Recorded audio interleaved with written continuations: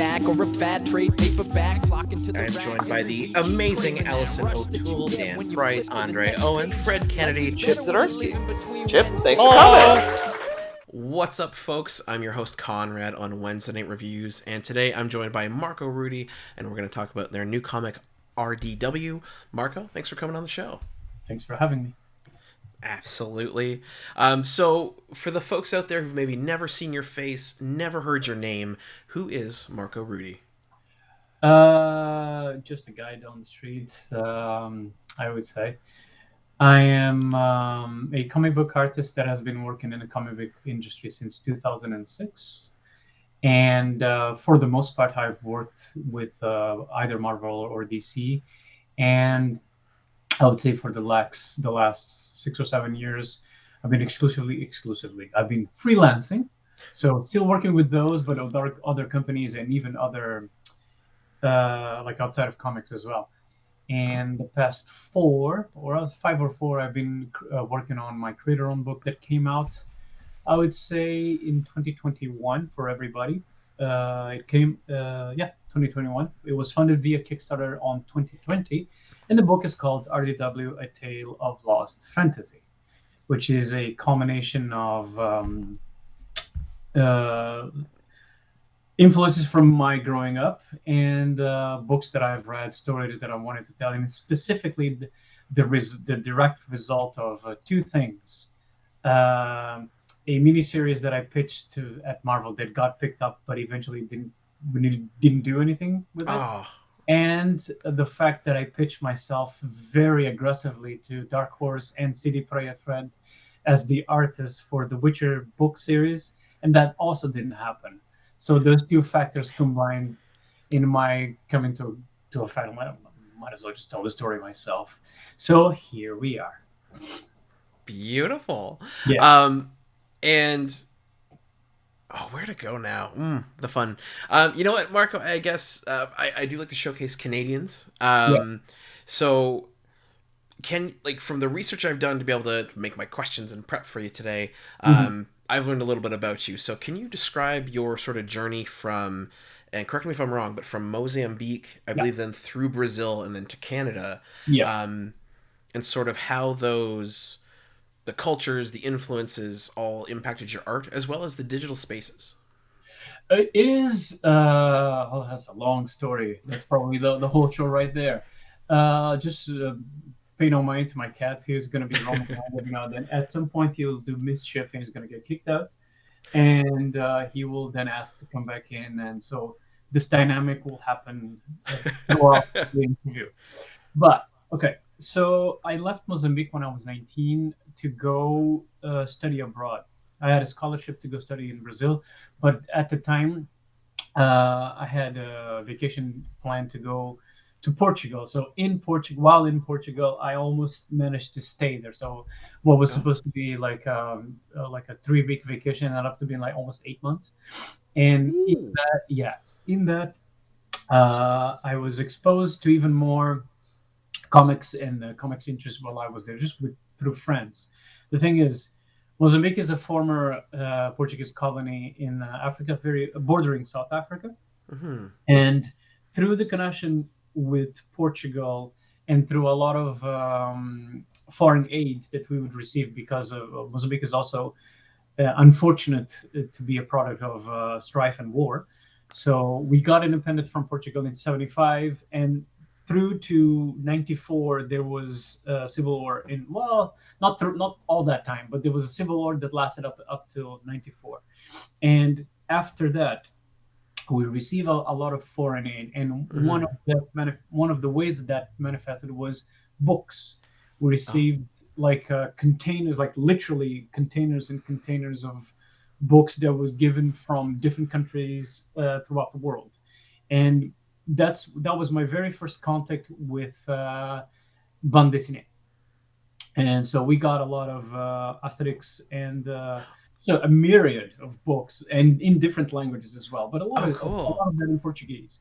So we would get Asterix, we get Spiro et Fantasio, we would get Alix, like a myriad of Belgian titles and French titles. and like the more weird, obscure stuff. So growing up, I would say that from ages 6 to 8, 9, I was exclusively reading bande dessinée through books that my grandparents had and the stuff that we would get at cantinas. My dad was like a director at the primary rail company in Mozambique. Oh, So we would have access to the containers to go just check on books, kind of before everybody else, before these books were then taken to bookshops, to libraries and whatnot. We would just go, like, literally rummage through a container, pick whatever we want. oh So my God, yeah, sounds like heaven. yeah. So through that, I got exposed to different types of books, both in prose, like novels and whatnot, and bande dessinée. And one day, I think when I was 9 or 10, it was a combination of two things. My cousin was coming back from vacation in Portugal, and they brought in the Frank Miller Wolverine, the Frank Miller Chris Claremont Wolverine miniseries. One of the issues, specifically the one where in the cover is just you just see the Logan silhouette with the eyes and the claws Yeah. out. I had dreams about that. Oh wow. And a friend of mine, also in connection to Portugal, he had brought a book that some of his cousins had bought for him, which was the X-Men introduction. This was a Portuguese republication of the X Factor, like the first Oh, okay. the Yeah. introduction of the first five as the X Factor. So those books were essentially my introduction to American comics, and the cat's about to do mischief and bite into what he should not bite. Hey, get out of there. Yeah. Leave the cables alone. Yeah, exactly. The computer cables, which he Mm-hmm. very much likes to do when he wants attention. Come here. So through that, I got hooked. I would say that after that, my consumption of bande dessinée diminished quite a bit until I got to like my 20s, where it got rekindled when I moved to Brazil. But I'll get to that. So I became hooked on that. Like Mm-hmm. the American comics were something that I had never been exposed to, and now every time I would go to South Africa, I would try to find it because you could buy it in South Africa. In Mozambique, Oh, you okay. could get it, but it was much harder to get, especially like during the 80s and early 90s. It was pretty hard to get. Like you would have to go to a specific bookstore that had it, and it was pretty expensive. Ah. Whereas in South Africa, you could get it at whatever drugstore or any place that you like what do you say this gas station, like any gas station. Oh, yeah. So that's how I would get like, actually, I wouldn't, because my parents didn't like me reading comics. In fact, like I remember specifically my dad saying that, "Oh, come on, I'm gonna have to take the cat away because he's being a mischievous cat." Now, come on. Out you go. So pause. I'll be right there. No problem. You being a mischievous cat, you're gonna go off. And around 10 minutes from now, the cat will ask to come back in. That's cool. So, yeah, I wasn't allowed to read comics at the time because immediately I shifted my attention from, because I was an avid reader. I would read everything, like, and I'm not joking. I read the Bible for fun, like Oh, okay. the whole book for fun when I was like 11, and which was not a good idea for Catholic parents when you immediately start questioning stuff. Oh, yeah. So suffice to say that I dropped out of that pretty fast. Anyways, that aside, my parents were concerned that I stopped reading novels to read comics, and also that I was borrowing money to Ah. go read comics. So that was not a good idea. Anyways, at around my graduation, or close to my graduation, when I was like 18, the opportunity to get a scholarship to go study abroad appeared. So one thing that Mozambique has is this connection between all of the countries that speak, all of the countries in the Portuguese diaspora. There's this connection to grant scholarships to either Portugal or Oh. Brazil, depending on different factors and whatnot. So I had good enough grades to go to study abroad. So I applied to Brazil and I got that. The thing is, I actually didn't want to go to Brazil because I had such a Oh, good time in Portugal that I wanted to stay in Portugal. But I had to go to Brazil, and that was the end of that. And when I moved to Brazil, at the time again, the way they had been publishing comics had changed. So because up mhm. until I think the late '90s, you would buy comics in a small, like comics now. The floppies are nine by 12, kind of a Yeah. nine by 12. So, but you would buy it would be even the smaller ones, kind of like the Oh, Italian format. They call it yeah. essentially like it would translate to small format comics, and that's how it had been since the '70s, the '80s. It's just that that type of publication was not very profitable at the time, I think. Yep. So Yeah, yeah. they shifted the gears to essentially get runs of the comics in trades. So instead of getting like you'd get the whole arc of whatever X-Men storyline that like collected in a trade, no, they would do a trade with a publication of one issue of X-Men, X-Force, New Mutants, Okay. like so all of the X Files in the X titles in one, all of the Bat titles in one, all of the super. Oh, So cool. they'll get that, and that was also expensive. So I remember when I moved in and throughout I think my first 3 years I bought like two or three of those. It was pretty expensive. Yeah. But as time came about, I started saving money and I found bookstores that sold the American trades in English. Oh, okay. So I started buying them, which instead of buying the Brazilian republications of just cropped up issues, I'll just get it full trade. Yeah, get the So original. Yeah. exactly.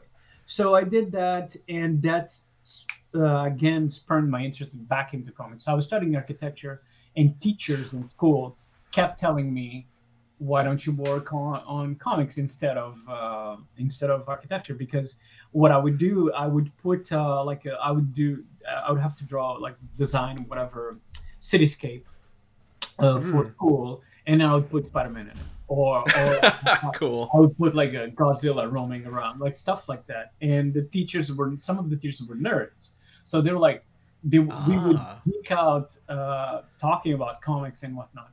But for me, being that I'm from Mozambique, like the idea of working in comics plus the idea of working in comics for the US is was at least so completely alien Hmm. that like let's put it this way. I saw one of the ads for the Kubit School and I Oh, applied yeah, for the yeah. Kubit School. I applied for that when I was 17. So this is shortly before I graduated from school.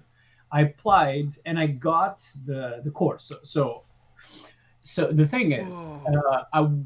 the course was paid. It was not free. So when I presented this to my parents, they were like, "Comics, yeah, Yeah. no. You go study in an actual profession to be an actual person." So that didn't jive. Yep. But the irony in all of this was, I'm going to skip ahead a little bit, but when I was in Canada, before I got citizenship, I was invited to do a talk at Kubert's. Oh, wow. Yeah. And I didn't go because at the time I didn't have the visa. But it was just ironic that I was like I was accepted to get the course for Kubert's. It would be the correspondence course. I would have done that, didn't do it. But years and years after, I was invited to do a talk there. It was pretty cool. That Anyway, is cool. so cut to 2006, which was no 2003 was when I opened my DeviantArt account. Okay. And through DeviantArt, I got somebody asking me if I wanted if I was interested in working in comics, but this was a Brazilian guy. Okay. So Okay. I did like a test series of pages, which I still have on my DeviantArt, and they were something. It was something. The guy was interested, but it's funny to see the progress from that to the next person who asked me to do something. So this was 2004, 2005. So like 3 years later. Yeah. The guy had a contact at Image Shadowline, and he said, if you're interested, we can do something. Actually, no. Before that, American writer, he had a book that he would akin to like the Oz, but with supervillains. Oh, okay, And, cool. The book was called Corrective Measures, and he wanted me to participate in the book if I was interested to be the artist. So I did that, and bear in mind that I had no knowledge of how things work in comics at all. So, for example, I was drawing on 9x12 thick paper, thick paper, penciled. I would do everything like super tight pencils, and then darken them on Photoshop, and that would be inks. Ah, okay. And that was incredibly time consuming. Like my hands would hurt. So, I bet, yeah. So I did that, and the book came out, and I got my first paycheck, which was $182 because it sold 6 copies. So that was it. It's funny because the writer for that, he progressed. I think I had to go focus more on my own architecture, like a college, so I couldn't do more. So we kind of parted ways. And at the same time, like shortly after, like it was just a matter of me, a combination of factors. I had to go back to Mozambique because my brother was getting married. I went there. Congrats. I did this book there, and it was pretty hard to just manage the two things together. And then I went back to Brazil to continue my study. Like it was just a vacation, so I went there, continue my studies, and it was like at the height. So as I had dreams of being a comic book artist, it was like because I didn't have any of this before. I never imagined that I could work in comics, and then all of a sudden I was working with this writer that was interested, and he was telling me about things like Eisner, and I'm like, you're nuts. The book sold 182 copies, dude. Like, yeah, Eisner's.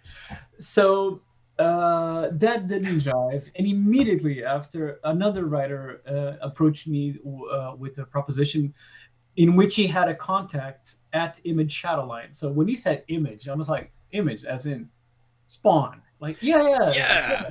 Shadowline is not the same, but like I knew Spawn. I knew who Todd McFarlane was. And I had seen the movie. It wasn't very good. But at the time... I loved it, I'm sorry. It's a great movie. That's the thing. At the time, like if you shift your consciousness to before Matrix, watching Spawn, it was like, it was Mortal Kombat and Spawn. Like those were fun movies. Yeah. You wouldn't think that the final image, the final scene of the Spawn army is essentially just a GIF of them doing this. All of the Spawn guys doing this. Just copy and paste it all over. Exactly. So you're like, yeah. And Malbolgia never moved his mouth, but yeah, sure. If whatever. Hindsight is 2020. Anyways, so I was ecstatic, and the thing is, I would say that my artwork with corrective measures from 1 to 2, because I still did a little bit of issue 2, but then I had to stop. It was already pretty different. And then when I started working on the title that a guy had asked, which was called After the Cape, which is like essentially, I would say, my grand entrance into the comic book industry, because it was a 3-issue miniseries. I worked on all 3, and I just didn't finish the 3rd one because I had got malaria. Oh, okay. It's something that happens in Mozambique. So this is one of the trips that I gotten back to Mozambique. I got malaria, and the editorial didn't believe me. Like, I'm like, this is a thing that happens in Mozambique. You get malaria. So I got a little bit in trouble with deadlines with that, because I had massively sick. Yep, I had to go back from being sick to do my stuff. So at the end, I was like, you know what? I can't make it. I can't make the deadline. But if you would keep my pages, because this is the best work I've ever done. So they kept the pages. It was not the most amicable separation because they were not happy with me. But I'm like, I got sick. Anyways, Yeah. I thought that whatever idea of career that I had ended there because this did not end in a Yeah. good way. But it just so this was 2007 when I finished after the KP issue 3, and so I'm like, yep, that's it. There's no more comics.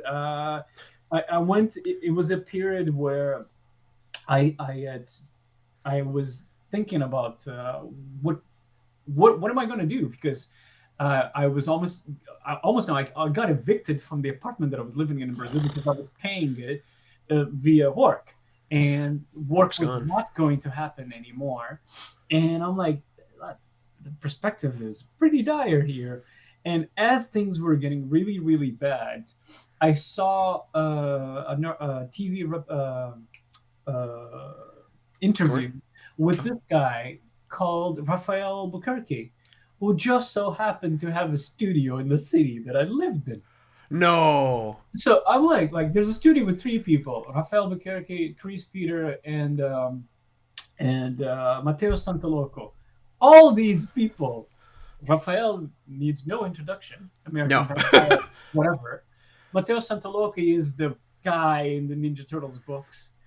And Chris, she is actually an award-winning colorist. She's been working in colors forever. She was at the time, and at the time she was working in Casanova, who she's got the Eisner for. So not short people here. So No. I just flat out went to the studio with my portfolio, as in, I am comic book artist. I'm gonna get there and get a job. It's gonna be awesome. I got there. Raphael reviewed my portfolio. He's like, there's something that you need to change here. You need to get better. So essentially, I got adopted by the studio, and I spent time there Oh, cool. just developing my skills. And as I was there developing my skills, we got cover gigs. So I did some covers for Boom at the time, and slowly but steadily opened my array of options in which, like, who I was meeting, who I was talking to. One of them was CB Cebulski. At the time, he was just Guy at Marvel, not CB Cebulski at Marvel. So, and Raphael as well took me to my first festival, my first comic book convention, which is a festival in Brazil. At the time, there was just the one, which was the biggest one. It was called Festival Internacional de Quadrinhos, like International Festival of Comics. And at that festival in early 2008, I met Joe Prado, who is an inker, but he's like a super agent for a Brazilian artist as well. Ah. And an editor, like a DC Comics editor, Eddie Braganza, that turned out that let's just say that his career did not end well at DC. Okay. Yeah. There were things that we didn't know that it came to pass that after we knew, yeah, he was not the best character. Anyways, this guy was pivotal in my career because they met me. The guy reviewed the portfolio that I then had, in which I had lied. He asked me to tell him how because I prepared the two sequences for this portfolio review, and it was a Superman versus Thor one and a Silver Surfer like Galactus meets the Justice League one. Oh, cool. They're still pretty like I can put these out there as a portfolio nowadays. I'm like, I probably can get a gig. So this was 2008, and I got them this. The guy asked me, so how long did you take for each page? And this is just pencils, tight pencils, but just pencils. And I'm like, I looked at Raphael, and I took like 24 hours per page. It was a week per page. Uh-huh. And the editor just looked at me. Okay. You clearly saw through me. But I would say, I think like a few weeks after, I spoke with the agent guy.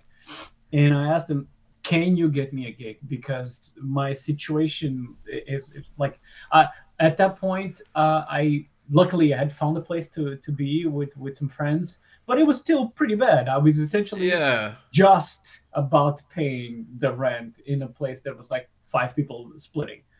So I'm like, I don't have anything else. So if you can get me something, he's like, okay, give me a few months. I'm like, a few months. Oh, geez. 2 weeks after that, he gave me a test page. It was like a Green Lantern test page that I did, and I would say like a week or two after, like I would put it this way: it was so bad. My situation was so bad that I was reading emails in the university library because before that, this is shortly before I moved. I moved as these things were happening.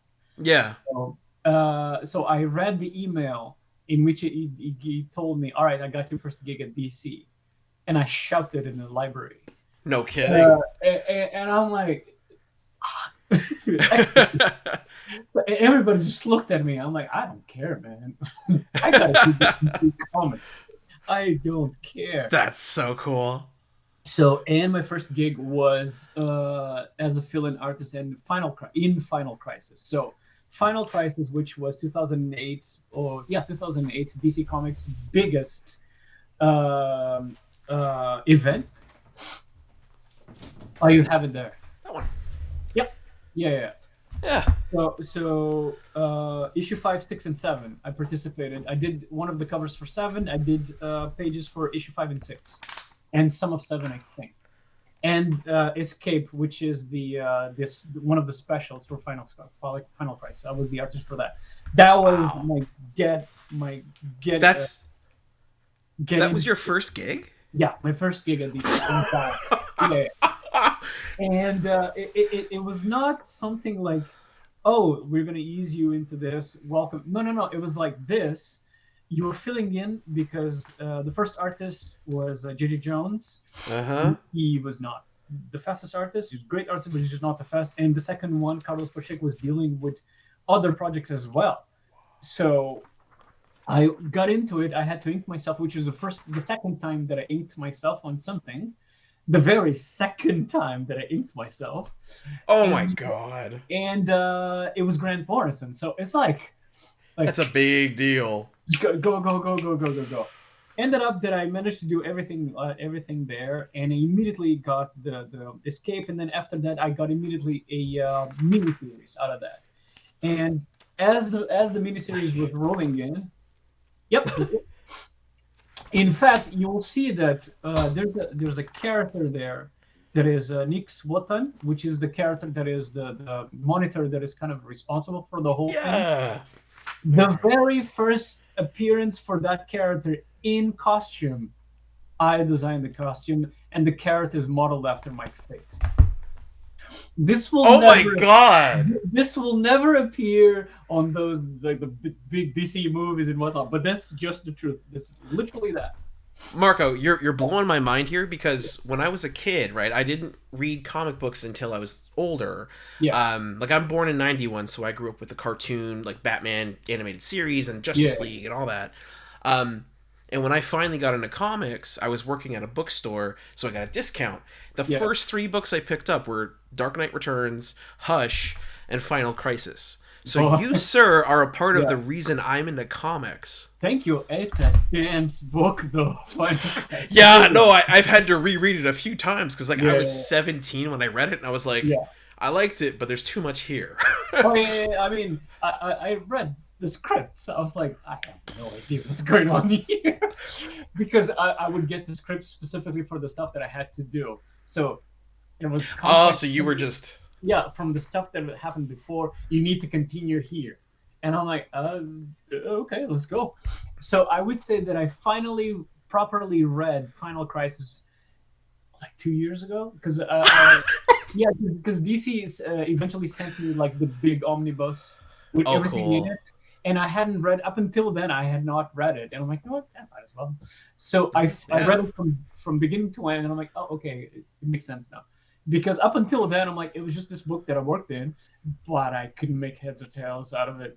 Anyways, so that was it. And at that time, it just came to a point where I had to pick. Either I graduated in college, and the opportunities that I was getting graduated in college, and the opportunities that I was getting in comics, they would basically kind of disappear. Because the thing in comics is that You're here in the moment and things are happening.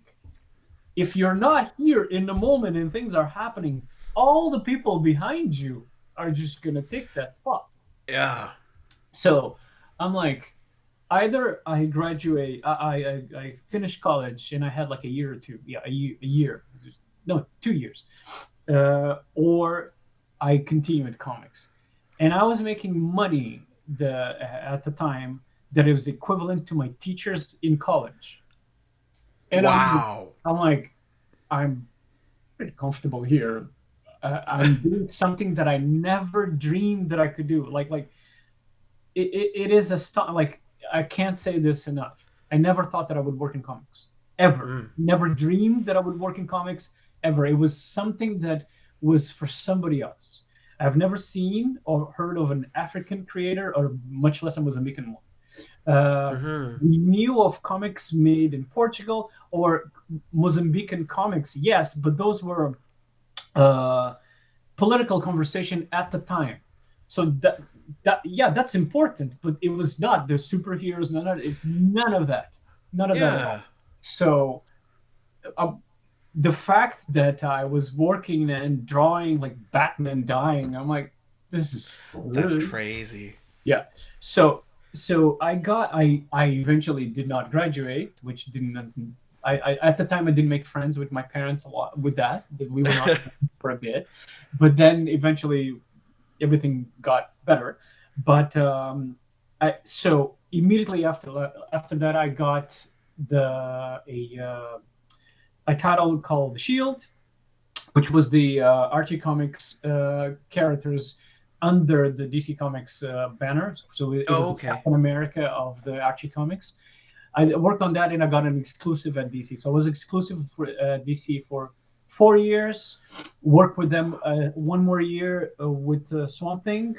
And then I became freelance. I worked with them a little bit and immediately got to Marvel. And my first gig at Marvel was Spider-Man. Well, it was an Avengers like 2-pager and then Spider-Man miniseries. So all of these things that I didn't think were going to happen. And the way they happened, for instance, from shifting from one company to the other was Marvel approached me during karaoke in a convention.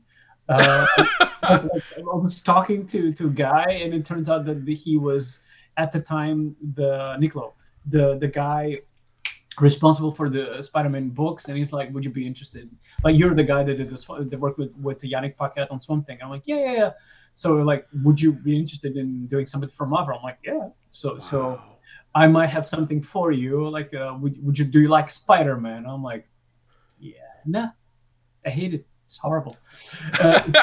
So a few days later, the conversation went. I got the thing, and the thing with Marvel was they were pretty open about the fact that we are gonna our entry page rate is gonna be less than DC Comics, but what we can give you with this book is carte blanche, creative freedom. You do you, and that's exactly what I did. So if it wasn't for Marvel Knights Spider-Man, I probably wouldn't do the stuff that I did with R.D.W, which I'll get to, which is the way that I try to incorporate the layout and design and the way that I tell the story. So I was already doing that at DC.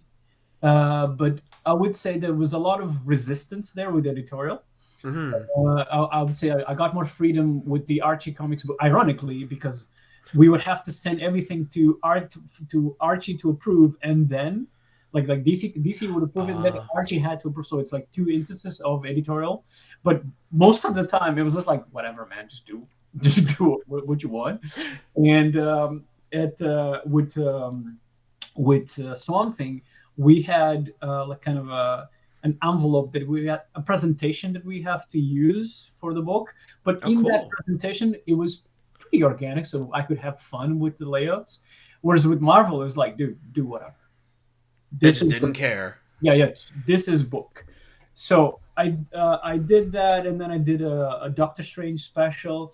And me and the guy that we worked on, the guy that worked with me on Doctor Strange, Frank Barbieri, we pitched like ourselves that, hey guys, by the way, the Doctor Strange was the best reviewed Marvel Comics of the month.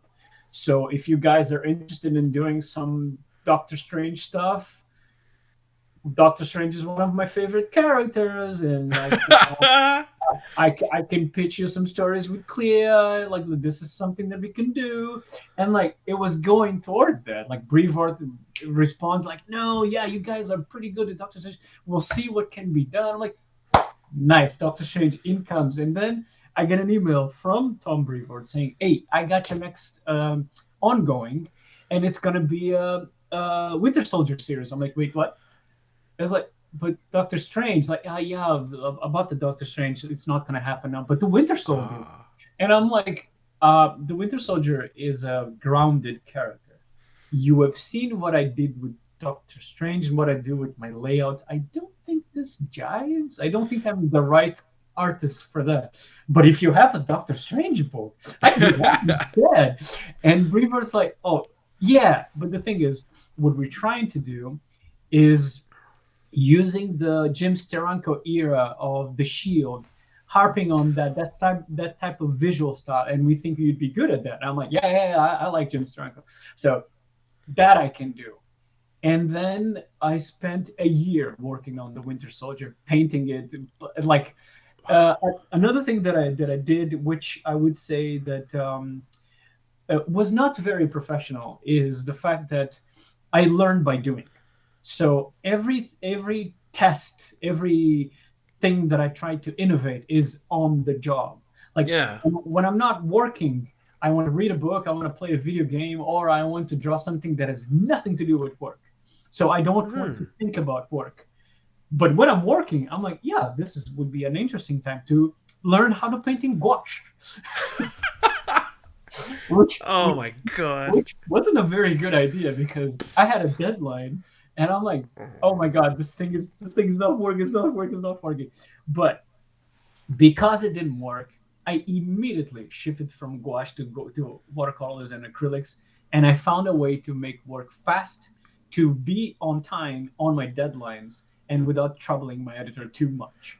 So out of 11, so it was a 11 issue run.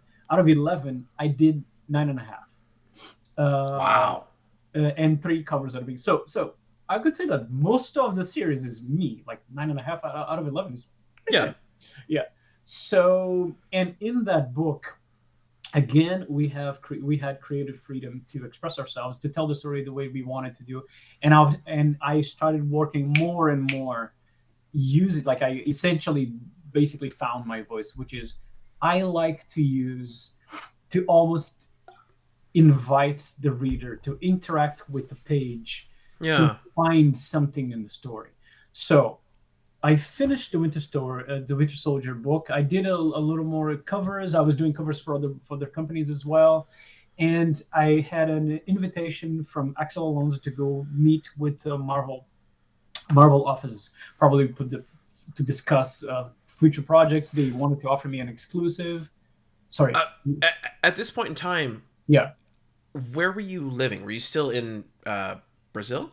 Oh, or no, were you stateside? Sorry, I skipped it. So here's a quite an important addendum to this. I lived in Brazil from 2002 to 2010. Okay. To mid 2010, and when I at the time I was already trying to move to Canada. Unfortunately, there wasn't a there was no way of getting the documentation to do that. So I had to go back to Mozambique to do it. So okay. Yeah. I went to Mozambique. I was still working. At the time, I was still working with DC. In fact, this was the time where the new 52 was about to be introduced. And let's just say that it was complicated. One day, I might talk about it. It was complicated. And it was something that really, really put a dent in my relationship at the time with the company. Everything's fine. We still work together, but at the time it was difficult. Anyways, so I spent a year in Mozambique, and during that year I was working. I did my final issues of Supergirl and Superboy. I did an Action Comics special as well, and then I moved to Canada. And I would say a month or two after I moved to Canada, I met Yannick Paquette at Fan Expo, which is the biggest show in Canada. I would say the biggest convention. Oh yeah, And definitely. at that show, Yannick asked me if I wanted to work in Swamp Thing. He was going to talk to Scott Snyder. So I got something through that. So basically, if creators are interested in getting, especially artists are interested in getting jobs, this is an advice that I can flat out say: go to conventions. Things happen. Talk to people, and not as in I'm looking for a job. More like this is a thing that I do. Also, Yeah. you use your stuff online, but this is a thing that I do. You just like hotel lobbies and pubs are very interesting places to meet with very interesting people. You will find people that you don't think you will, and through that, your future may change. Kat's asking for me to bring him in, so I'm gonna bring him in. Sure. Yeah, here you come. Please behave. Please behave. Yeah. So,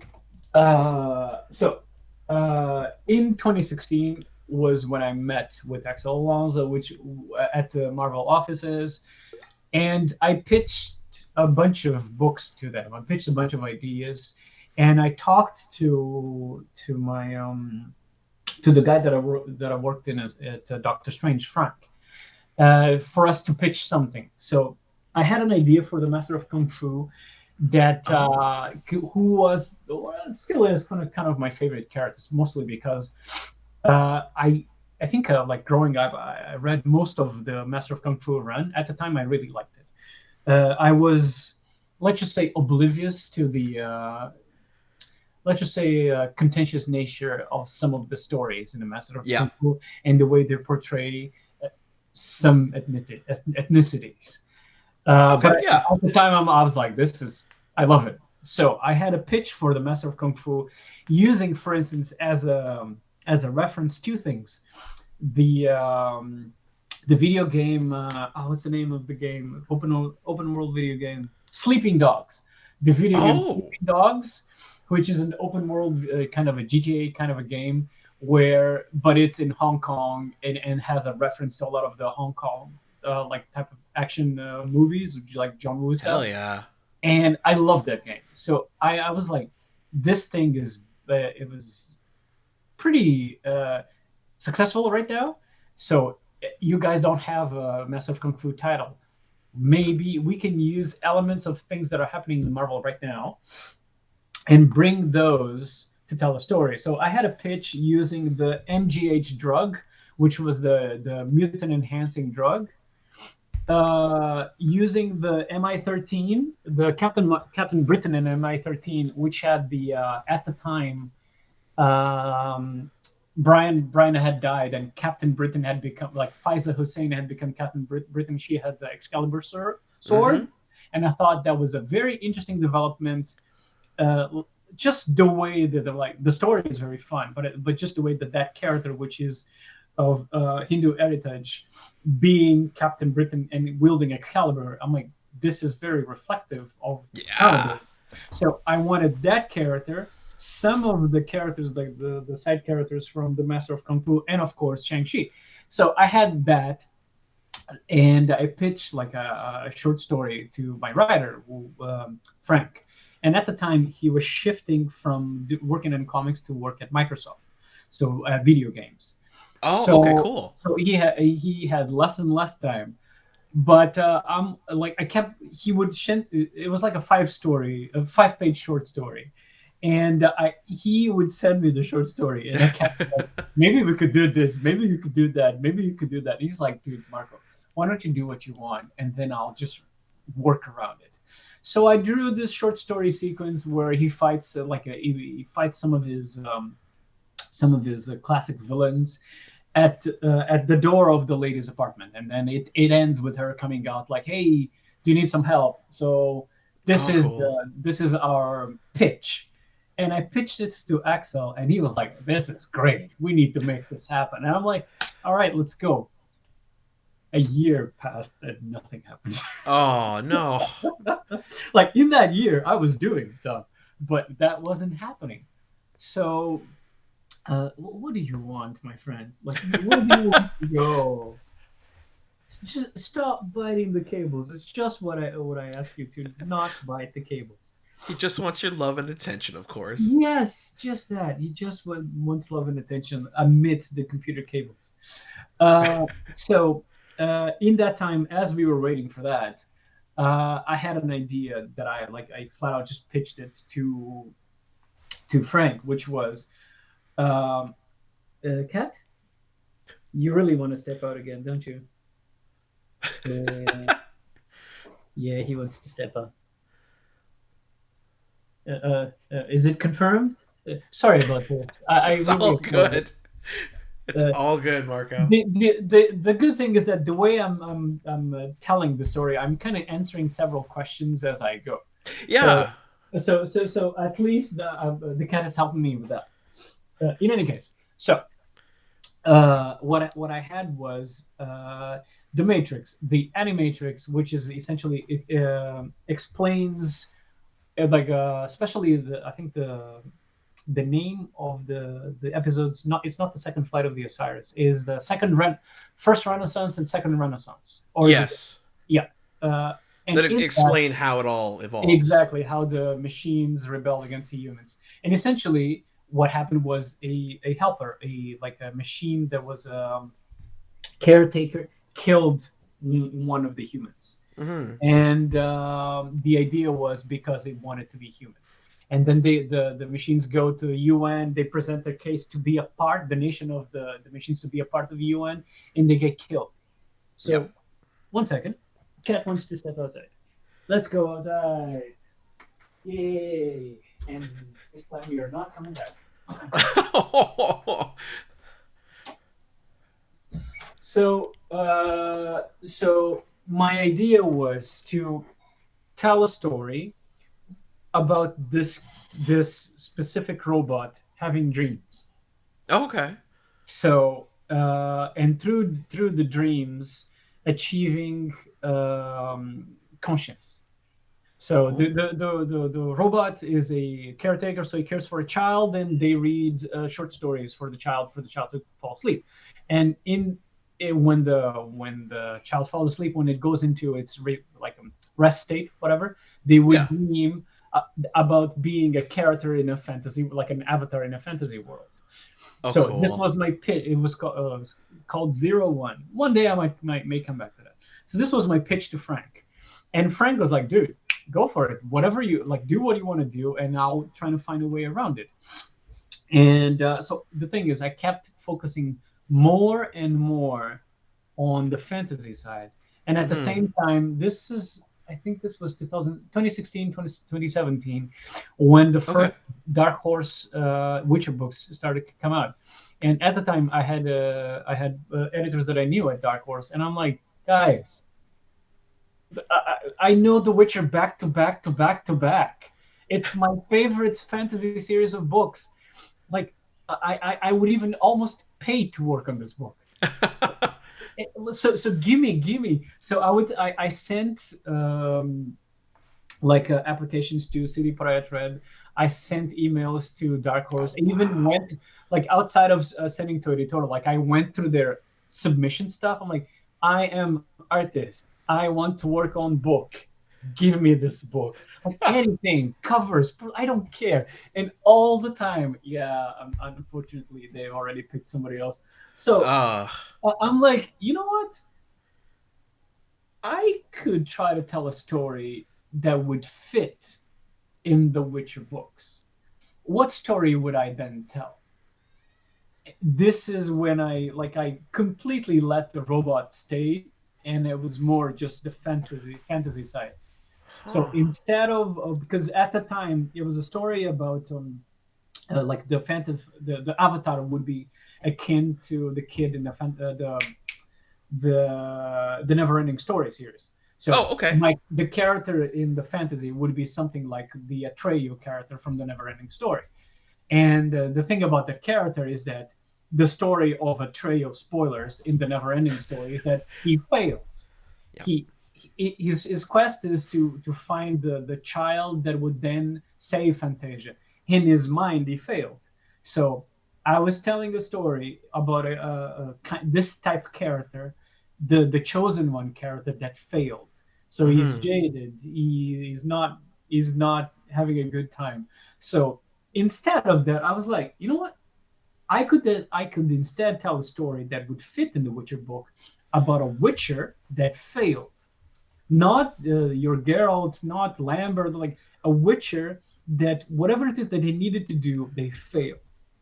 And they are jaded because of that. And Witchers are already not liked in the Witcher. Yeah.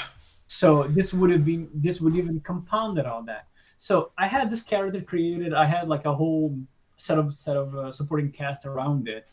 And as this is going, like I'm pitching this to Frank, and Frank like is at this point is just saying, yeah, maybe, okay. He wasn't right. He was like, yeah, Marco, you're taking out. He flat out said, Marco, why don't you write it? You write it, and I will tell you what's working and what's not. And I'm like, all right, cool. So I kept going, and like on a stroke of luck, I played a game called Hellblade: Senua's Sacrifice, which is being a person that deals with mental health. Playing that game was cathartic. It was like, so this is how you portray this.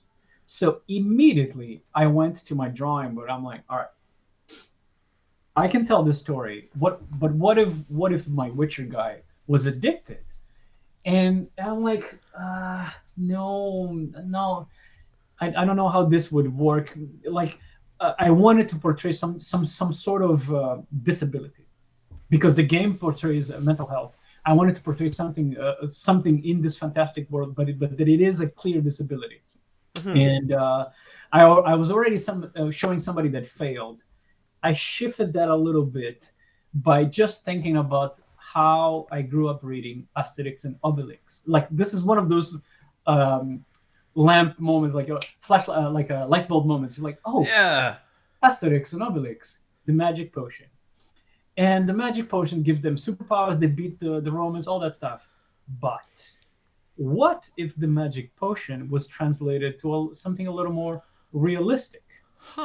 And then immediately I started researching the use of drugs in the military, and why soldiers would use drugs, the results of that, the nature of war, and how just these people are completely disregarded by the people in power and by the people around it. I started looking up stuff about the soldiers in Vietnam, before Vietnam, First World War. Oh wow. Second war, wars in Kosovo, like wars in, like trying to get information about how people react to that. And I'm like, I could portray a soldier in a war type setting in the Witcher universe, rather that I'm telling a story about this Witcher guy that I created. That guy can appear, but I can tell a story about this character in this setting.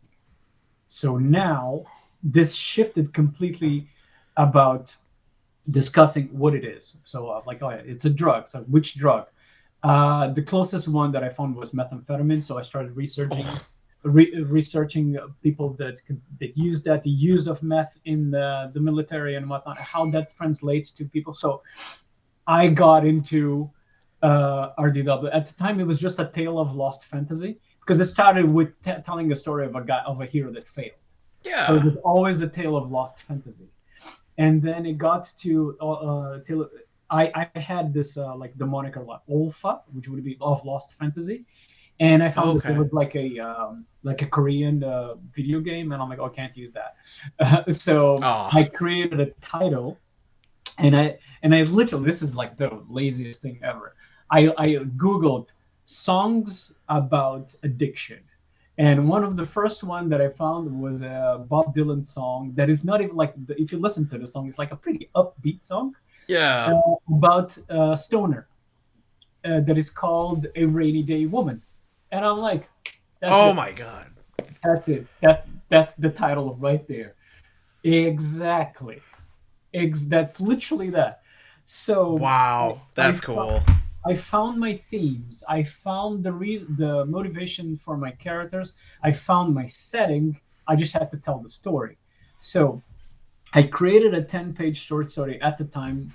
And this is even before I came to RDW specifically, just when it was the of Lost Fantasy, when it was like the Witcher type kind of thing. Yeah. I drew, like I painted a short story pitch to put it around. We sent it to Image, to Skybound, to send it to Dark Horse, to Aftershock, to like a bunch of companies.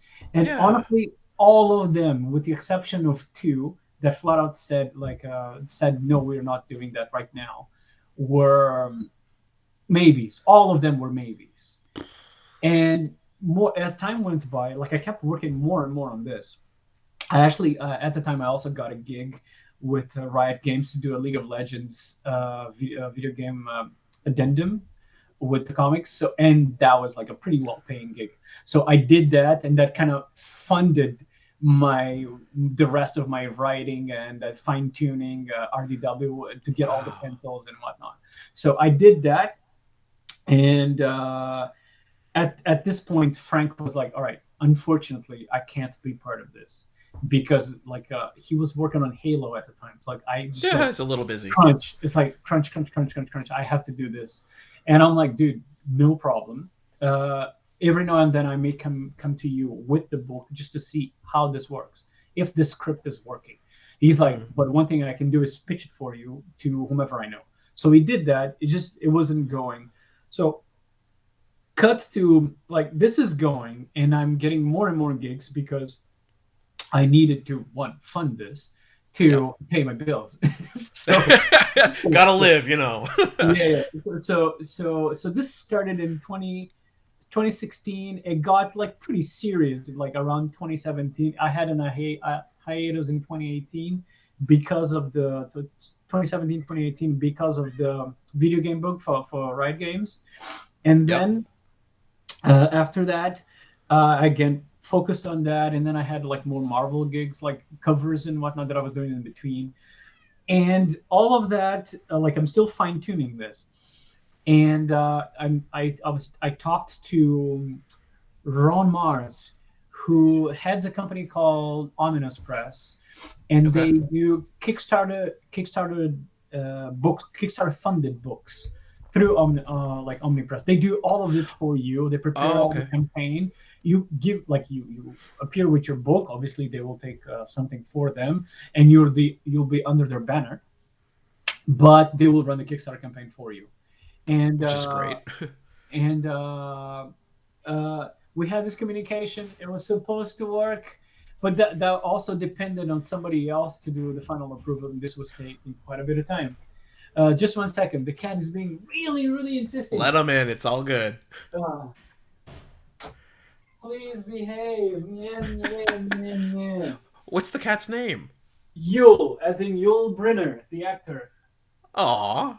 Yes, it's my little reference to classic Westworld. Westworld. Uh, we have three cats here, and all of our cats are references to things that are, let's just say, villains. At Oh. the end of it, there is this guy. There's Yule in reference to Yul Brynner. There is, well, because he was a villain in several movies. Mhm. Lucifer. I mean, I don't have to introduce that one. Yeah. And Cleodna, which was one of the witches in Greek mythology. So they're Oh, all cool. villains. Anyways, so you're gonna behave now, please. I hope Aw. so. So after a point, I just told Ron, like I think, at this point as well. So this is 2019, 2020. I was talking to Giselle Lagasse, who is a creator from Canada. She does a lot of she has her own titles, but she's done a lot of Archie stuff. Oh, okay, cool. And she helped me a lot, like essentially convincing me to go my own way, like create a company, do the creative. You can do your publishing this way. You can work Kickstarter this way. You can use other types of crowdfunding. So she helped me quite a bit, Yeah. and essentially encouraged me to just go my own path. And at this point, I only needed to paint the book because I had it all plotted, I had it all written, and I'm like, I just need to paint this. So I kind of begrudgingly went to Kickstarter, like, hey, can I? Would this project be accepted to Kickstarter? And Kickstarter, like, yeah, go for it. And Love it. very shortly, we got like the book was posted on on the front page of like, oh yeah, it's one of those projects that we love.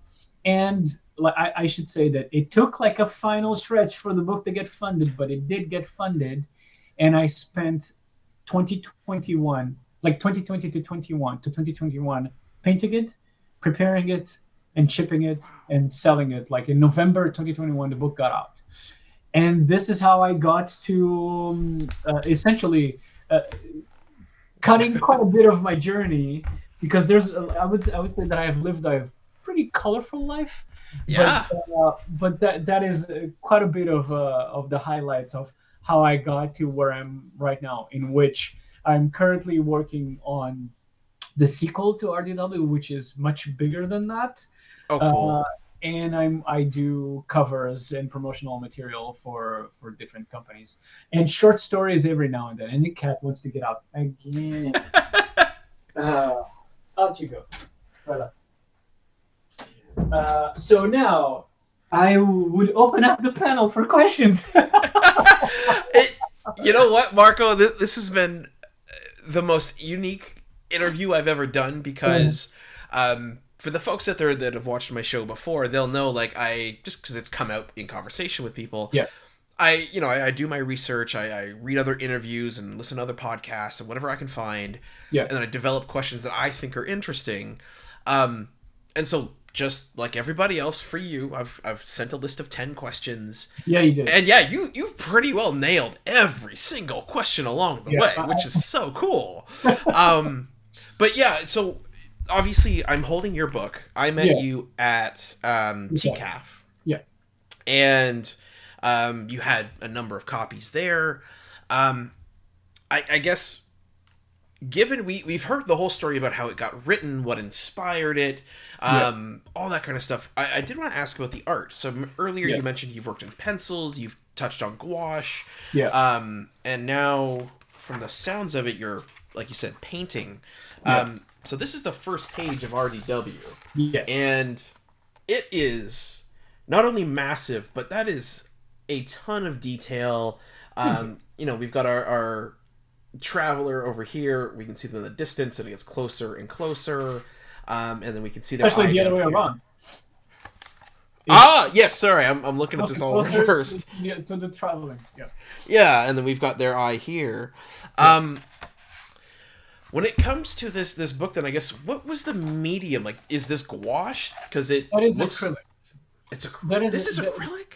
Yes, and there is a secret to this book, which I actually posited on at the very beginning of the book, in which I encourage people to take some time with it. So, one thing that I've already mentioned is that I like to include the layout in the way I tell a story.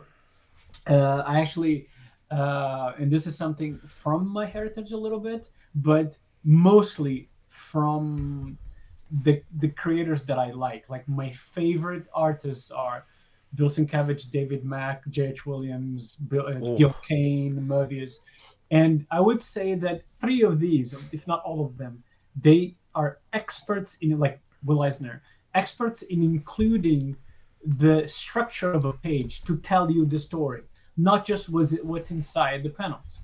Yeah. So I love to play with that. So this is the example that I gave to people that came by my table on TCAF that I can give you now, and the people are watching as well, which is the main example of how I am doing this. The book starts as a fever dream, and this is a spoiler. Like, this is something that as the story will progress, like as book 2, 3, whatever happen, you will find out that what's being depicted that is a fever dream, and that is just hints at stuff that happened, but may or may not have happened exactly that way. It's just that I'm showing it that way.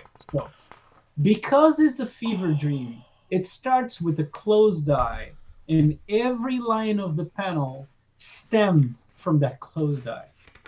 And when exactly from that closed eye there. So when the character wakes up, or as it's waking up from that fever dream, all of the panel lines converge to an open eye. So to force the notion of this character is waking up. And one thing that is happening as the fever dream is happening is that the colors are very vibrant. And when the character wakes up, two things are happening that I'm showing both with the colors and with the panel layout. Three, actually. The panel layout shows the character by a tree, by roots of a tree. Yeah. And as in the character is grounded in reality. And reality is not fun, is not colorful. So it's all gray, it's all muted colors and whatnot. And the third thing, which is something that you really have to work for, is that the way the branches on that tree are put, as I'm doing panel separations, they make for a face. The face of the character that the character is thinking about, the protagonist is thinking about. Oh. And as the story in this book specifically progresses, Astrid, the protagonist, will meet somebody that is also a rock troll that she mistakes for the character that she's thinking about. So the layout of that one page is also rooted in reality, and that character, the way the layout is displayed, it makes for a face that is similar to the one she's thinking about on that one. So this is one of the many ways that I use the layout to tell the story. That's why I say, if you linger on each page and if you linger on each sequence, you will find ways of understanding the story in a broader way. So on one way, I love video games. My favorite medium to consume stories, if it's not comics, is video games. I think video games, through their interactivity, tell stories better than movies, flat out. The best I can do to get that type of engagement with my reader is to make the story a little bit of a puzzle.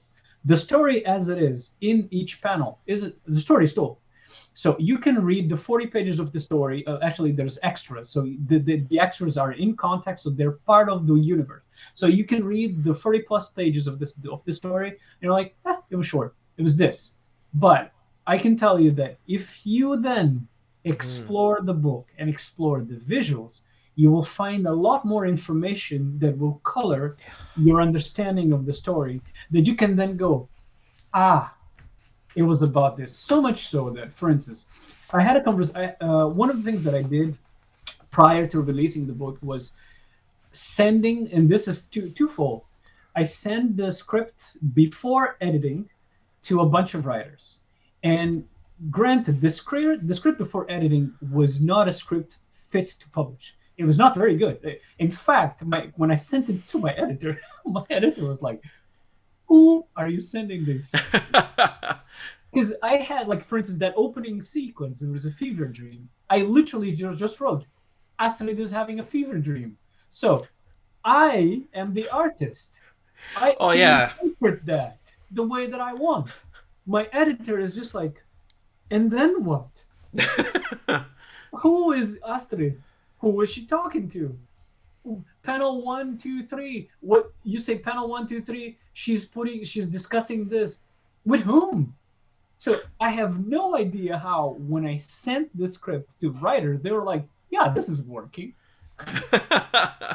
So I sent it to Brad Meltzer. I sent it to Eric Trautmann, who I worked at in The Shield. I sent it to David Mack, who finally responded. I sent it to a bunch of people, and they were like, "Yeah, this works." Eric was the only one that said, "All right, your characters sound like the same person. I need to understand from them what they do and what they say, who they are." And I'm like, all right, okay, I have to go back then. And finally, when I sent the script to an editor, she was like, all right, I need to see page 1, panel 1 through 5, page 2, panel 1 through. I need to see these things to understand these things. So when Yeah. I sent it and it was a proper script, I'm like, all right, okay, this works. Okay. So I then I sent the book to I gave the book to other writers after that, and one of them was Fred Van Lente, and he read the book and he came back to me. He's like, "All right, your book requires. I know that you said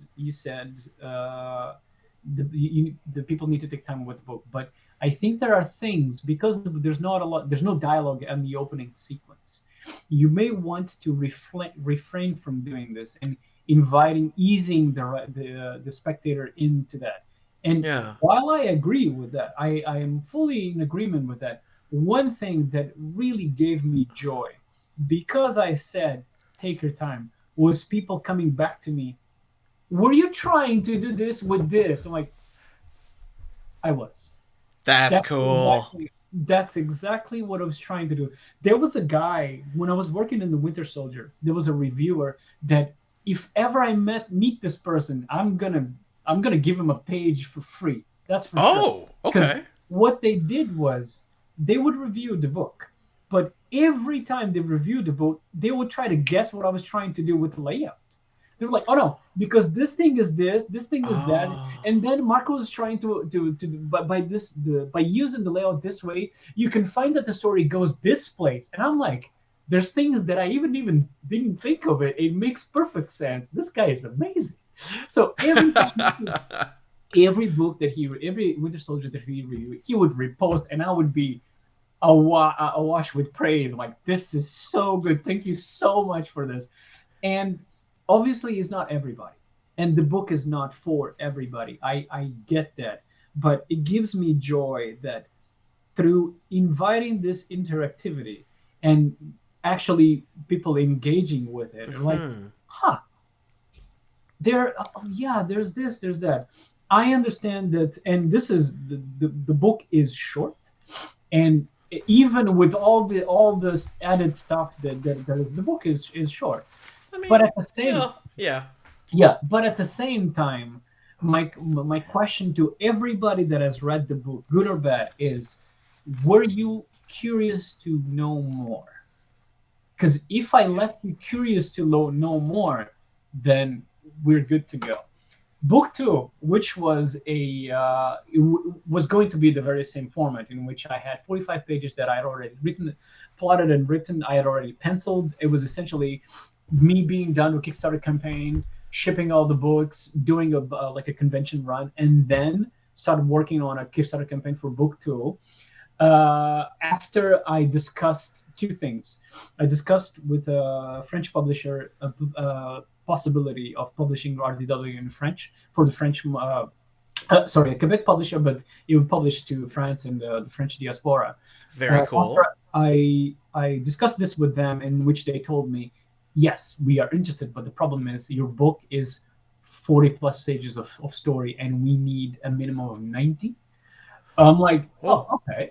So what the guy told me was like, when you have your second book, we can put them together and then publish them together. So as I was going about doing that, I'm like, I start reviewing, like, okay, this is the scene, and I felt like one of the things that I tried to do on book one that I do on book two, and I definitely had already started doing on book three, because book three was also already written, or at least halfway written and drawn, like penciled. So Wow. I was going to go to 1, 2, and 3 in the next like 5 years was going to be something like that. It's not going to be that, because I then so what the thing that I was trying to do on book one, that Hmm. I did a little bit, that I do on book two and I do on book three, is Hayao Miyazaki in these movies uses a lot of time to show things happening Yeah. with people doing people things. So the person wants to eat, they go and eat in a specific way. They want to sit, they sit in a specific the things that they want to do in specific ways. So it's the not everything needs to be, oh my god, the story needs to progress. No, the Yeah, story, you can slow down. exactly. The story is progressing because I am showing you small details about this person's life that are important to their life, and it is important for you to know about that, even if it's just the fact that they like to fart. So they sit and have a good farting session, and that's the farting session on that one page. So gladly, there's no scene, there's no farting scene, but there are moments that I did do that on issue one. There are moments where there's no dialogue. I'm just showing you the Yeah. world and what the character does and what is happening. It's just that, no dialogue. I love that. Show don't tell.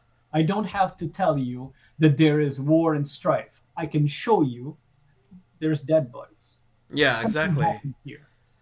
And as things progress and as the story will progress, I'm saying, oh, what is happening? What's happening? What are forces that are here? Like, uh, if you read book one, you will go, ah, it's a fantasy book.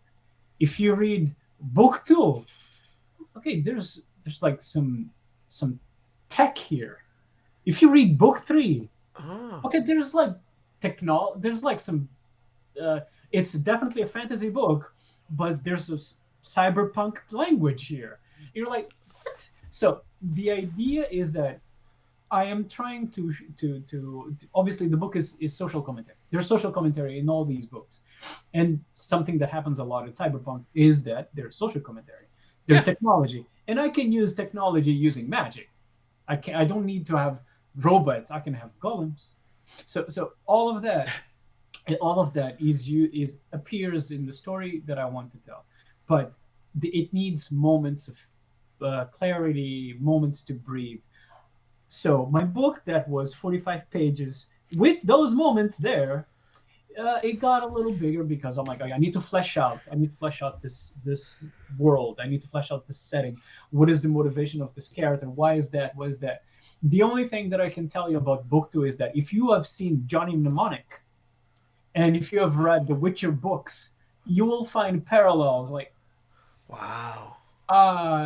okay, I see this. So that's that. If you are looking for a hook, is that think of the especially the first of the Witcher books that is not the short stories, the first full on The novel. full on pro. Yeah, yeah. Yeah, I'm definitely making a reference to something in a character there, and I'm making in a very clear visual and even in code, like you can see this happening, a reference to Johnny Mnemonic, like Oh, a that's so very cool. clear, and all of that in the fact that I'm still telling a story about a character that is dealing with addiction and addiction withdrawal, and three other characters, and this time the cast expands, but three other characters that she meets in book one. But all of these characters are deserters because war is not fun.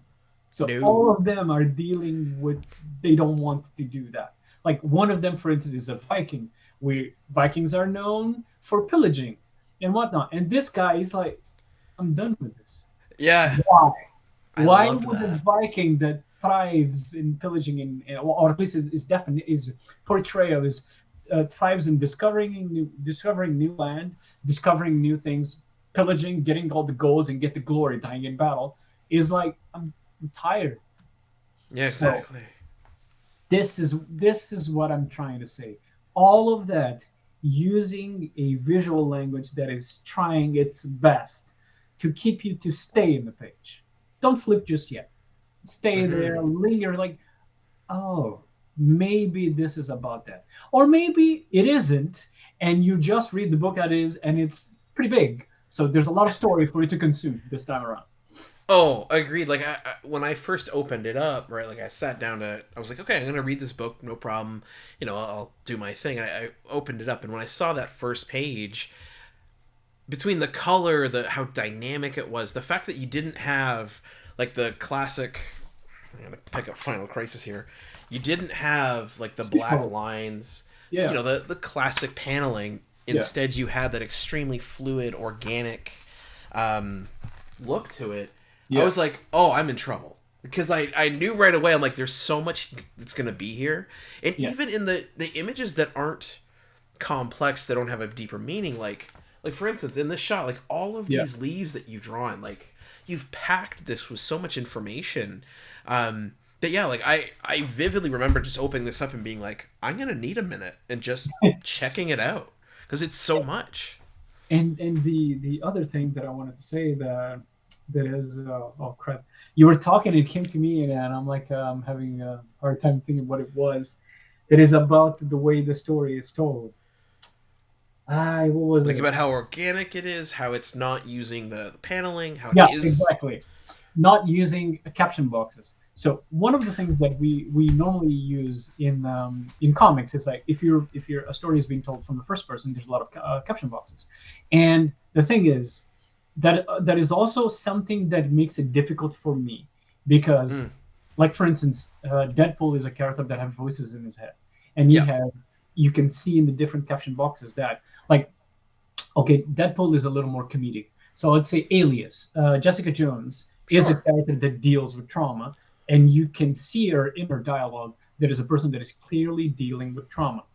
One of the things that I'm trying to portray that is a much more difficult way is not from her perspective, not from the protagonist's perspective, is from this perspective of everybody around.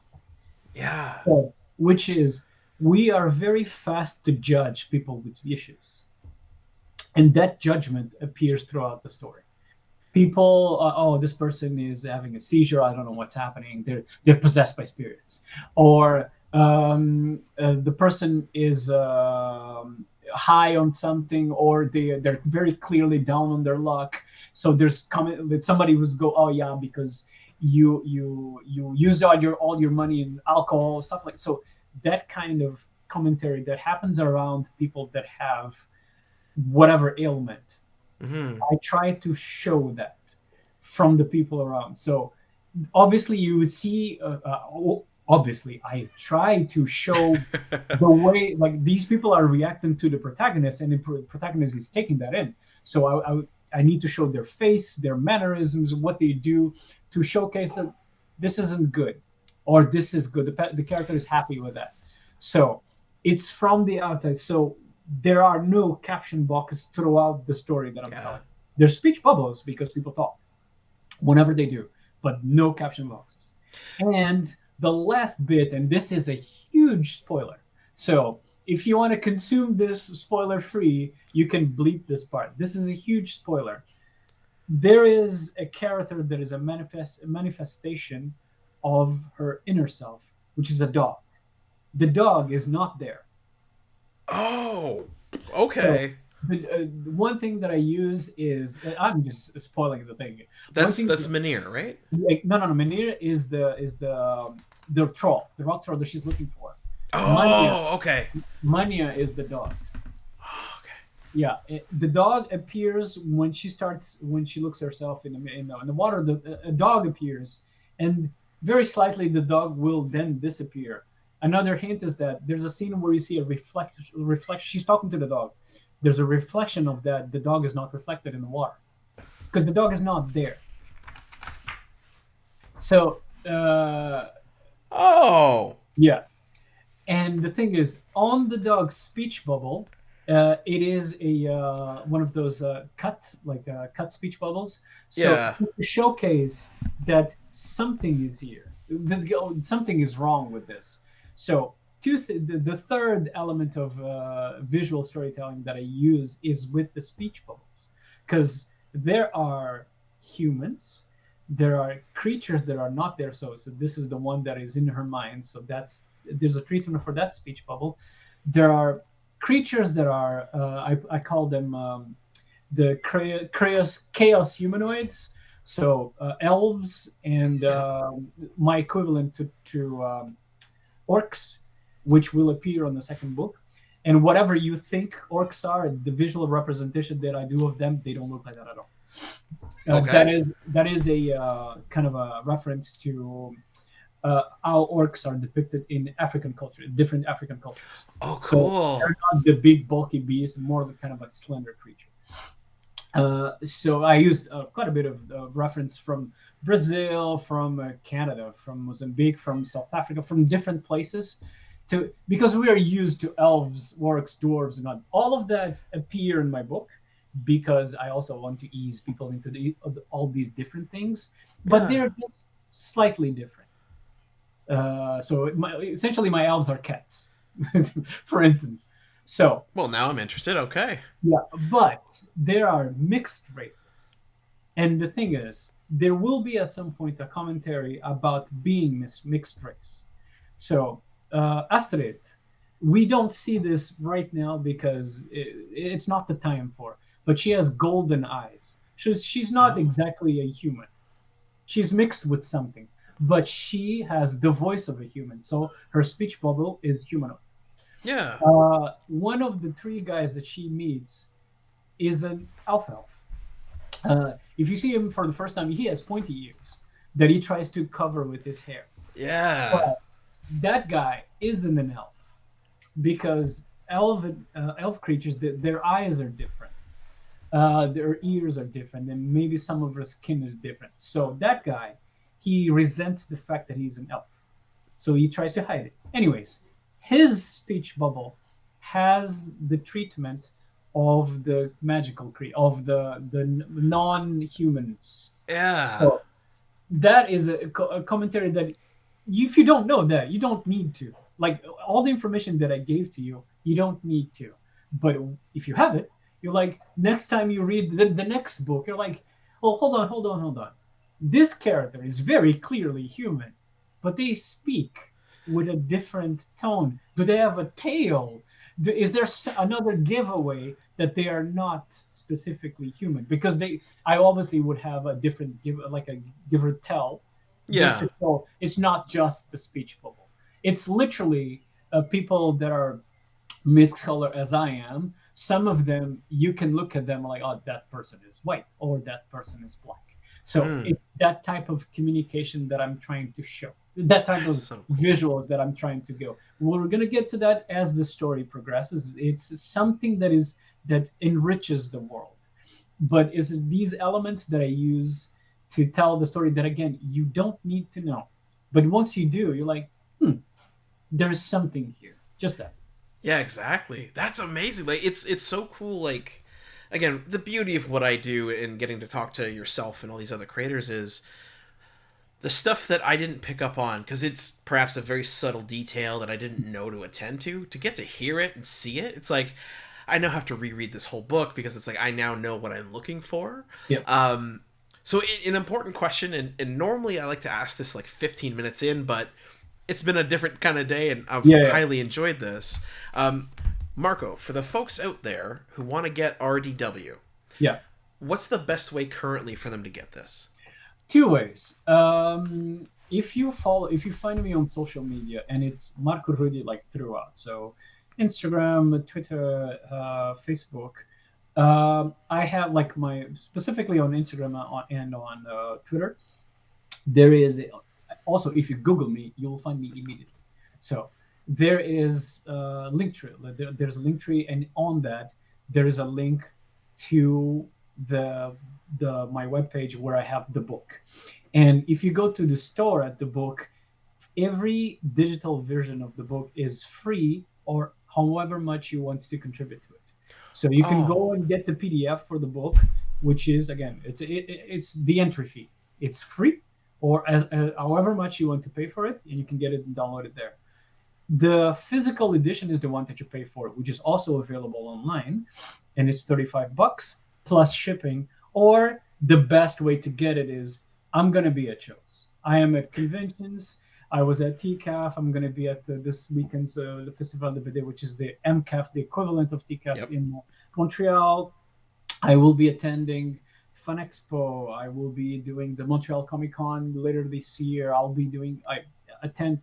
I intend to go to New York Comic Con, and I'll be Ooh. doing Heroes this year as well. And throughout these spaces, I always have like a few books with me to get it. So you don't have to pay shipping, and I'll give the book to you on hand. So Love it. that's the best way of getting it.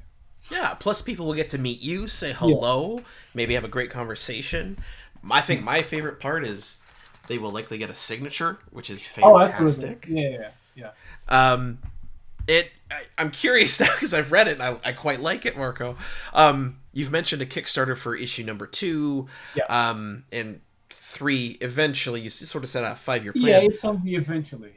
Yeah. So, do you have a date for number 2 yet, or is that still up in the air as you're putting it all together? Not necessarily, because as it is, this strongly depends on two things: on the amount of commission work that I have to do, Fair. and Yeah. the fact that I pitched the project to request for a grant. So I requested for a grant for Canada Council. I don't know that I'll get it. Maybe I will, maybe I won't. If I get it, immediately the focus shifts to that, and I have a 2-year time in which I'm painting the book. It's to paint the book, and then after that, like, prepare everything. It's like in 2 years, like, let's just say that in a month, I get this green light. 2 years from that, the book is out. Beautiful. But if it's not that, then what it is I'm taking my time doing the rewrites and adjustments that I have to do. I'm essentially halfway stage. But the thing is, every time I do commissions for a while throughout the month, and then I, like, a week or two, I focus on working on the book, and that scrapes up like 2-3 scenes, and that's like a good 10-15 pages. So it goes in short bursts, but then, like, I cover quite a bit. So Nice. the moment that is done, so depending on the amount of work that I have to do, I might be done with all of it, like all of the penciling and preparation this year. If I am done with that, I my aim is to paint as much as I can, because I want to get to a point where the money requested on Kickstarter is not as much. So I did 45. Oh, okay. I did a 56 printed page book with the extras plus cover, and I needed a certain amount. It was 33 on Kickstarter.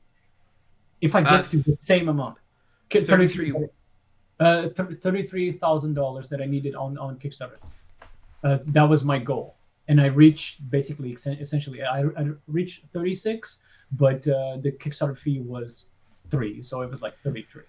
Yeah. So if I get to something like where I can request for that the same amount, like if I get to 56 pages that I need to paint, or 50 or 60 pages that I need to paint, and then that I can request that amount, that's when I go for Kickstarter. So cool. All of that to say that essentially, either in a year I will do a Kickstarter campaign, or in 2 years, give or take, I will have a book done. Oh, cool. Well, Marco, if it works out that you're doing Kickstarter or any sort of crowdfunding, absolutely happy to have you back on. Yeah. I mean, either way, frankly, when number 2 comes out, I'd love to talk to you again. Oh, it would be my pleasure. Yeah. Then, you know what? We've kind of covered a heck of a lot, which I love personally. It's the best part. But my last 2 questions for you, I hope they're easy. So firstly is, what are you currently reading? I'm reading, I'm actually reading this for research. Rereading a series of book by a Nigerian-American writer called Nnedi Okorafor. It's a series called Binti. And if you are looking for something alternative to Harry Potter, and let's just say that the nature of Harry Potter currently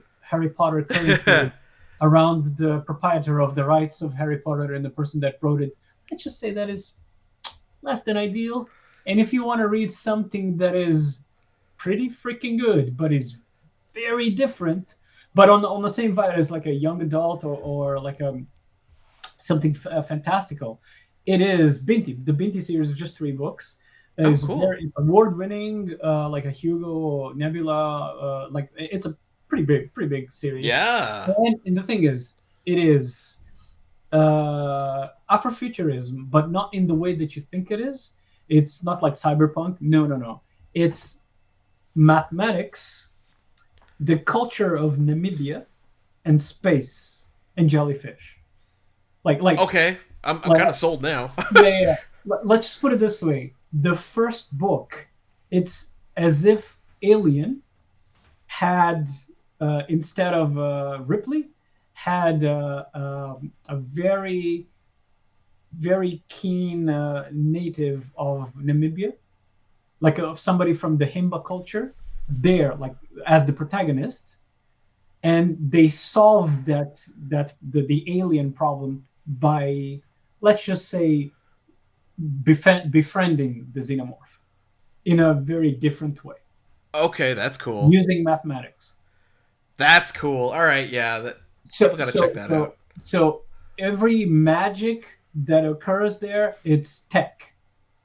And like, they, on the one hand, it's the Himba culture, so they use the ochize, which is a kind of a mud that covers all their body. They walk bare feet. They dance along. Like, there's a lot of communication with the land. Like, the land is Uh-huh. very important, but at the same time, spaceships, future, and mathematics and aliens.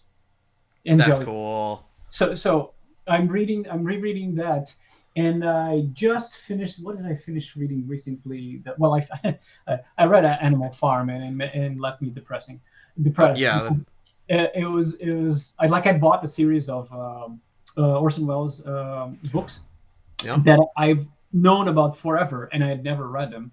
So I read Animal Oh. Farm, and I got depressed because it's just look outside. You're like, yep, that's pretty sad. Yeah.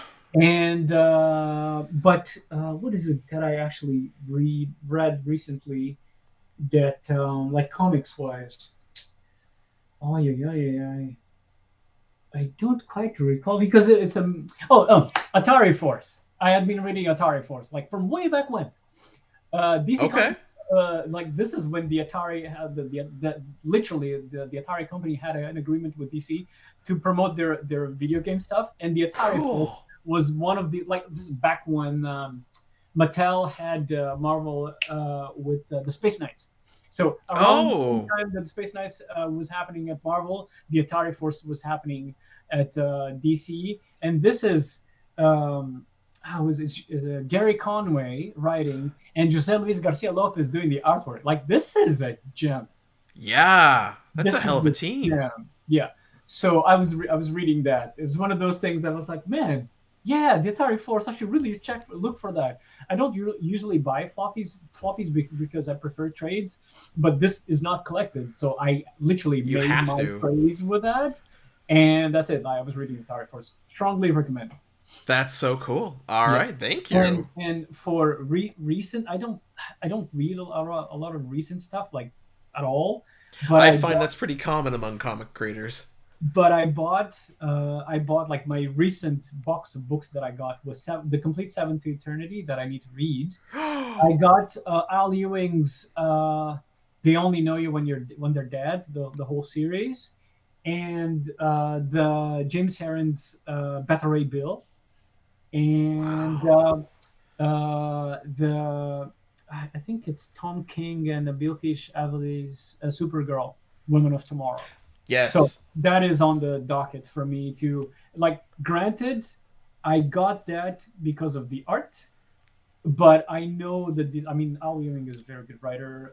Tom King, I read his Mr. Miracle. I really liked it, Yeah, that was and good. Seven to Eternity, like, Rick Remender and Jerome Pena. I mean, So good.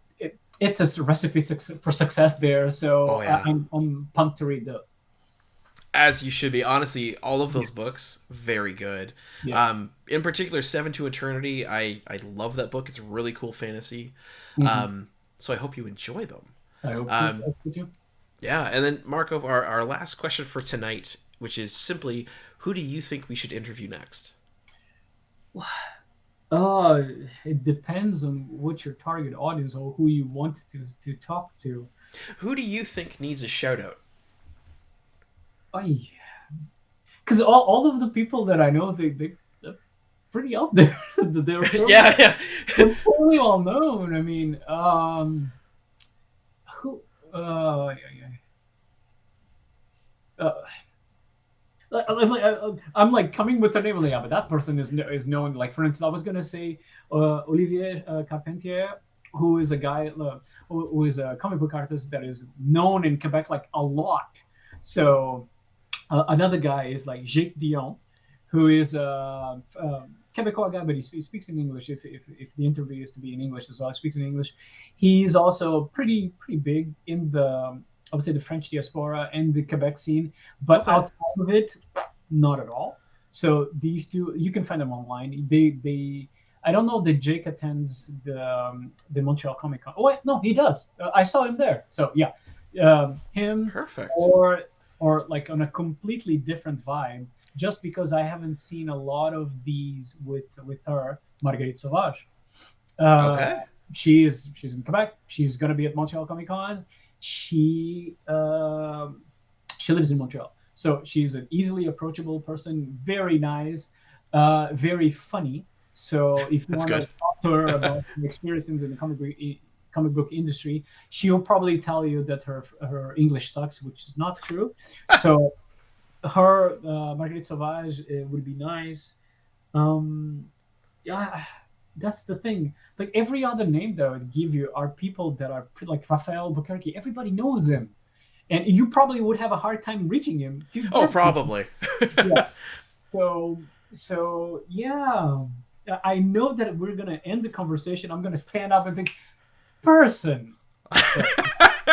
You know what? If that happens, yeah, shoot me an email with the name. I'll add it in. No problem. Yeah.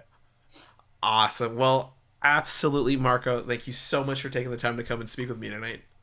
Thanks for having me. I ended up answering several questions in one, but this was fun. Absolutely. And for the folks out there in YouTube land, R.D.W, go check it out. Links down below. The first link will take you right to the book. Get yourself a copy, whether it's digital or physical. You're going to enjoy it. And within the next year to 2 years, depending, we'll have another.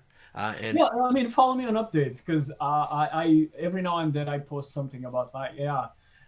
Like this is process. As you can see, I write and draw at the same time. So there you go. Love it.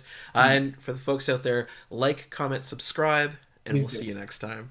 Cheers. Golden age to present, digest to oversize. Never miss new comic day. Yeah, no surprise. So where's my no prize? Check the letter columns. Can't find issue 2? Yeah. Collector problems, cliffhangers, mysteries. You need answers. When did Batman become Green Lantern? I get it. True believer, not lying. Always up for an awesome summer crossover tie-in. High flying, full color or black and white. Splash pages, flashbacks, whet your appetite. With new costumes, team-ups, first loves, first appearances, death, birth.